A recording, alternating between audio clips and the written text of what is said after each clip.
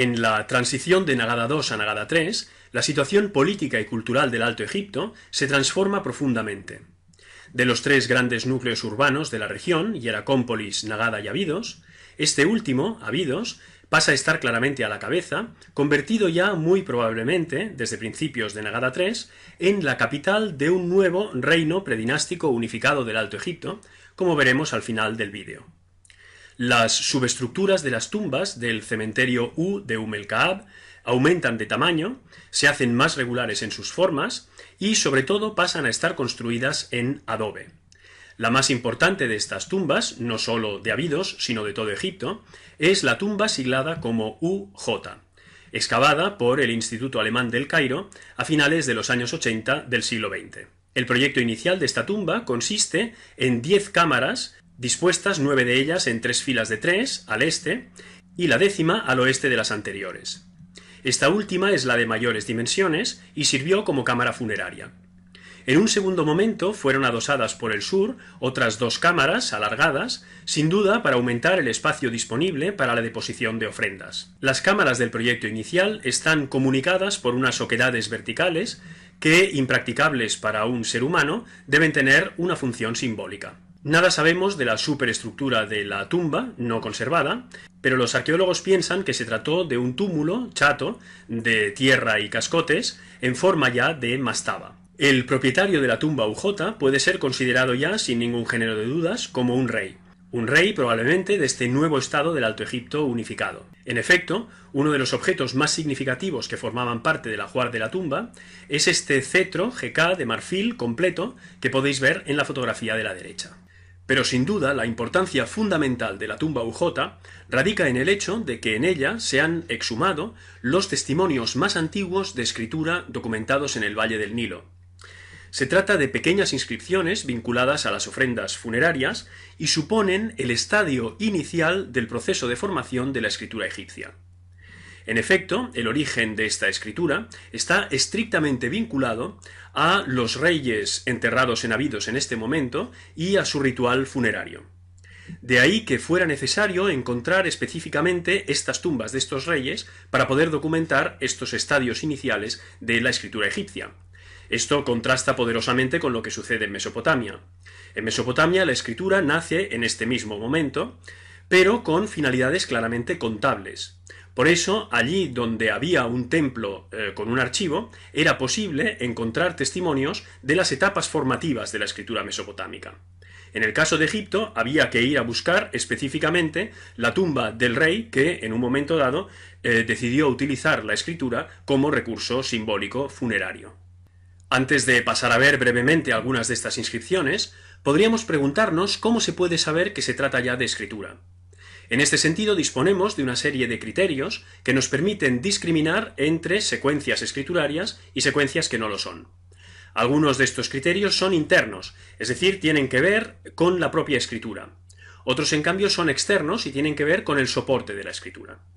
Uno de los criterios internos es que los signos sean los mismos que después aparecerán en la escritura jeroglífica definitivamente constituida. Otro criterio es que las secuencias de signos sean legibles según las normas de la escritura posterior y esa lectura de sentido. Entre los criterios externos, el más importante es que estas secuencias aparezcan sobre soportes que en tiempos inmediatamente posteriores lo serán de secuencias escriturarias seguras. Pues bien, todos estos criterios se verifican en las inscripciones de la tumba UJ. Veamos ya en qué consiste la escritura de la tumba UJ. Antes que nada debemos saber que la escritura jeroglífica egipcia es una escritura pictográfica. Esto quiere decir que sus signos no son trazos convencionales, como pueden serlo nuestras letras alfabéticas, sino que son imágenes que reproducen seres u objetos de la realidad. En la tumba UJ tenemos dos tipos de inscripciones. Por un lado tenemos inscripciones pintadas sobre vasos cerámicos de asas onduladas, como los que veis en esta diapositiva, o como el que veíamos 2 diapositivas más arriba. Dicho sea de paso, esto es precisamente lo que nos permite proponer que el signo pintado en aquel vaso, datado de finales de Nagada II, es ya un signo escriturario. Las inscripciones pintadas sobre vasos de la tumba UJ consisten en 1 o 2 signos. Cuando se trata de 2 signos, uno de ellos es siempre el signo de un animal, mientras que el otro parece hacer referencia a un lugar. El signo de animal que más se repite con diferencia es el del escorpión. En esta diapositiva, en la parte superior, podéis ver 4 ejemplos de inscripciones pintadas sobre vasos de la tumba UJ, cada una con 2 signos. Las 2 de la izquierda son las que corresponden a los vasos de las fotografías inferiores. Estas inscripciones han sido interpretadas como sintagmas formados por un sustantivo y su genitivo. Si nos centramos en la inscripción superior izquierda, que se lee de derecha a izquierda, el primer signo representa un árbol, de modo que la secuencia completa podría leerse como árbol o, por metonimia, arboleda o plantación de escorpión. Podríamos preguntarnos a qué alude el signo del escorpión. Cuando se descubrieron las inscripciones de la tumba UJ, se pensó que el signo del escorpión anotaba el nombre del rey enterrado allí. En la actualidad se piensa más bien que se trata de una alusión al rey en tanto que fuerza de la naturaleza, es decir, de una suerte de epíteto. En cuanto al sentido de la secuencia completa, se trata muy probablemente de la designación de la finca de la que procede la ofrenda contenida en el vaso. En este sentido debéis saber que a lo largo de toda la historia de Egipto posterior, los reyes y los altos oficiales poseyeron una serie de fincas de donde procedían los bienes y los alimentos utilizados como ofrendas para sus tumbas y para sus cultos funerarios. Estaríamos pues aquí ante el inicio de esta práctica. El segundo tipo de inscripciones de la tumba UJ consiste en secuencias de 1 a 4 signos grabados sobre etiquetas de hueso o marfil.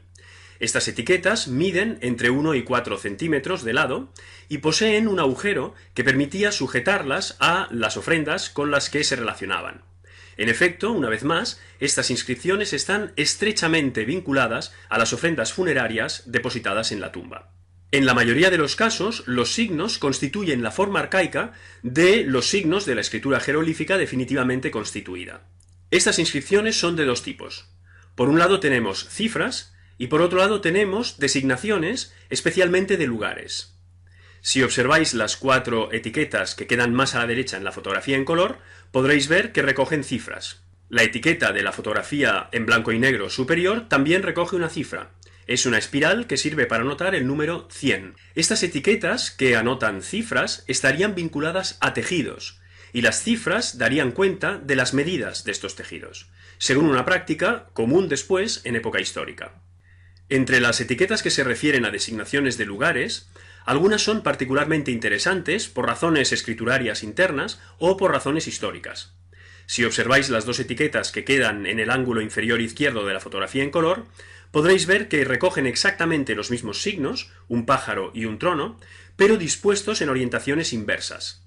En la etiqueta de la derecha, el pájaro mira hacia la derecha, y en la etiqueta de la izquierda, el pájaro mira hacia la izquierda.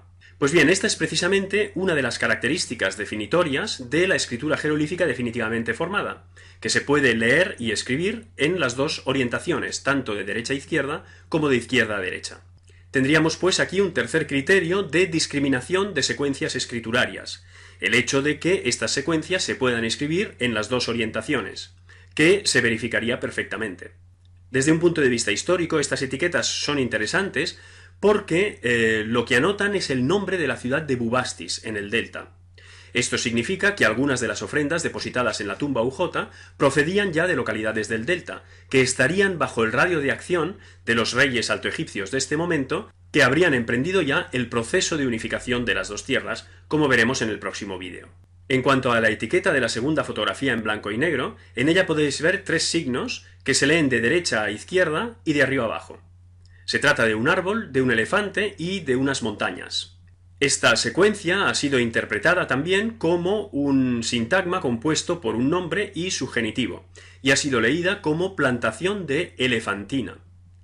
Esto, desde un punto de vista histórico, es interesante una vez más porque significa que también por el sur la ciudad de Elefantina habría entrado en el radio de acción de los reyes del Alto Egipto de este momento. Probablemente las 2 inscripciones más interesantes de la tumba UJ son estas que veis en esta diapositiva, que se repiten en distintas etiquetas.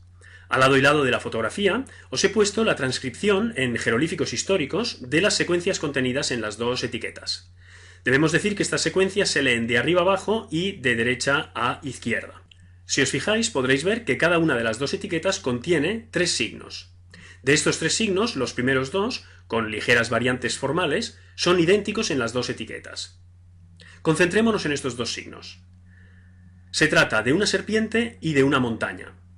El signo de la montaña es lo que los egiptólogos llamamos un logograma. Un logograma es un signo que anota una palabra completa. ¿Qué palabra? La palabra que designa aquello que el signo mismo representa. Fijaos, ¿qué representa el signo? Una montaña. ¿Cómo se dice montaña en egipcio? En egipcio montaña se dice yu. Pues bien, el signo de la montaña sirve para escribir completa la palabra egipcia yu, que significa montaña, lo que el signo representa. El signo de la serpiente, en cambio, es completamente distinto. Se trata de un fonograma, es decir, de un signo que sirve para anotar un sonido, independientemente de aquello que el signo representa. Este signo en concreto, el de la serpiente, sirve para anotar el fonema y, es decir, el primer fonema de la palabra yu, que significa montaña. En realidad, pues, el signo de la serpiente es un refuerzo fonético para la lectura de la palabra yu, y no es estrictamente imprescindible. De ahí que falte en algunas de las etiquetas que reproducen estas mismas inscripciones. No os preocupéis que volveremos sobre estas cuestiones en la última lección. En cuanto al tercer signo de cada inscripción, no me extenderé en ellos, solo os diré que el de la inscripción de la derecha es un ibis crestado y sirve para escribir la palabra egipcia Yahu, que significa luz, mientras que el de la izquierda es un cielo del que pende un astro, es un signo que ya conocemos, y sirve para escribir la palabra egipcia Gerej, que significa noche u oscuridad. Así pues, las dos inscripciones pueden leerse Yu Yahu, o montaña de la luz, la de la derecha, y Yu Gerej, o montaña de la oscuridad, la de la izquierda. Se trata muy probablemente, una vez más, de designaciones de lugares, tal vez de fincas de procedencia de las ofrendas, tal vez santuarios, pero en todo caso, por el significado de sus nombres, los egiptólogos piensan que estos lugares estarían ubicados en las dos orillas del Nilo, la montaña de la luz en la orilla este y la montaña de la oscuridad en la orilla oeste. Antes de dejar las inscripciones de la tumba UJ, me gustaría hacer una última apreciación importante. El hecho de que estas etiquetas anoten cifras y lugares de procedencia de las ofrendas no les confiere un sentido administrativo. Tenéis que pensar en primer lugar que proceden de una tumba y no de un archivo. Y, por otro lado, la cuantificación de las ofrendas y la indicación de su lugar de origen es una característica esencial del ritual funerario egipcio de todos los tiempos. Lo que sí es importante subrayar es que todo lo que hemos dicho hasta aquí indica que en la escritura de la tumba UJ están presentes ya las dos grandes categorías de signos que caracterizarán la escritura jeroglífica. Por un lado, los logogramas, o signos palabra, y por otro, los fonogramas, o signos sonido. Sobre la tumba UJ y la invención de la escritura en Egipto, aquí tenéis una serie de referencias bibliográficas y webgráficas. Como ya hemos tenido ocasión de señalar, a comienzos de Nagada III, hacia 3300 a.C., los tres reinos tempranos del Alto Egipto predinástico se unen en un único estado unificado. De los tres núcleos urbanos de la región, los testimonios arqueológicos nos demuestran claramente que Nagada entra en declive. Hieracómpolis sigue siendo importante, pero deja de ser el motor de los cambios sociales y culturales. En cambio, Abidos se convierte en el centro más dinámico, seguramente porque pasa a ser, como ya hemos dicho, la capital del nuevo estado unificado. Los reyes de este periodo se entierran en la necrópolis de el-Kaab de Abidos, y la tumba UJ es, sin duda, la tumba de uno de estos reyes. No sabemos por qué mecanismos se unieron los tres estados incipientes del Alto Egipto, no sabemos si fue por la guerra o por la vía diplomática, pero parece claro que tuvo que haber alguna forma de entente entre las élites de Hieracómpolis y las de Abidos, porque algunos símbolos fundamentales de Hieracómpolis pasan a ser lo de Abidos.